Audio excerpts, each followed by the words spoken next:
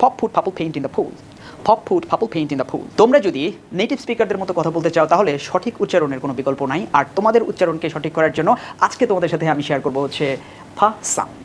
আজকে আমরা ক্লাসে টোটালি এই সাউন্ডটা শিখবো এবং এই সাউন্ডটা হচ্ছে তোমার স্পোকেন ইংলিশের জন্য বা নেটিভ স্পিকার হওয়ার জন্য তোমাকে অনেকটাই সহযোগিতা করবে। তাহলে চলো আজকে আমরা এই সাউন্ডটা শিখে ফেলি। আচ্ছা, তোমরা জানো ইংরেজিতে সাউন্ডগুলো সবসময় এইরকম দুইটা স্ল্যাশের মধ্যে লিখে রাখতে হয়। তোমরা হয়তো অনেকেই অক্সফোর্ড ডিকশনারি, কেমব্রিজ ডিকশনারি দেখেছো, সেখানে দেখবা যে একটা শব্দের পরে এরকম স্ল্যাশ দিয়ে অনেকগুলো কি যেন দেওয়া থাকে আর কি। এটা মোটামুটিভাবে আমরা অনেকেই চিনি, অনেকেই চিনি না। সো এটা হচ্ছে সেই সাউন্ড, ঠিক আছে? আচ্ছা, তাহলে আসো আমরা এই সাউন্ডের প্রথমে উচ্চারণটা একটু ভালো করে শিখে নিই।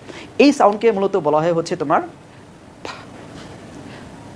এটাকে যদি আমি আর একটু স্পষ্ট করে তোমাদের জন্য বলি তাহলে আমরা এভাবে বলতে পারি, সেটা হচ্ছে তোমার হলো ফা ফা ফা।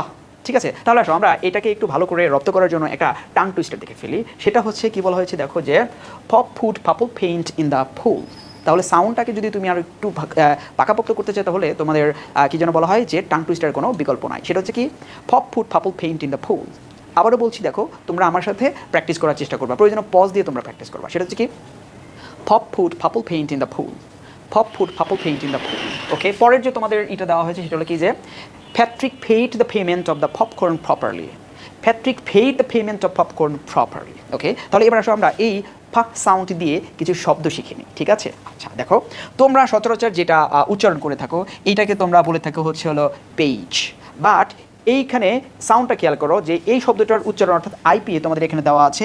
এই যে সাউন্ডটা দেখতে পাচ্ছ, একটু আগে আমরা এটা শিখলাম, এটা কিন্তু পনা, এটাকে বলা হচ্ছে তোমার হলো সাউন্ড। তাহলে আমরা এইটার উচ্চারণটা আজকে থেকে পেজ না বলে কি বলবো, পেজ, পেজ।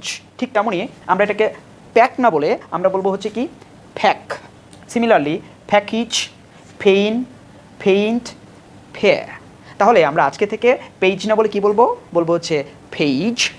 প্যাক না বলে বলবো হচ্ছে প্যাক। প্যাকেজ না বলে বলবো হচ্ছে হলো প্যাকেজ। তারপরে কি পেইন, পেইন না বলে বলবো আমরা হচ্ছে কি পেইন। তারপরে কি আছে দেখো, আমরা বলি পেইন্ট কিন্তু হবে কি পেইন্ট। তারপর আছে কি আমরা বলি পেয়ার কিন্তু এটার উচ্চারণ করতে হবে কি ফেয়ার। দেখো নেক্সট কোন ভিডিওতে, টিল দেন আল্লাহ হাফেজ, বাই বাই।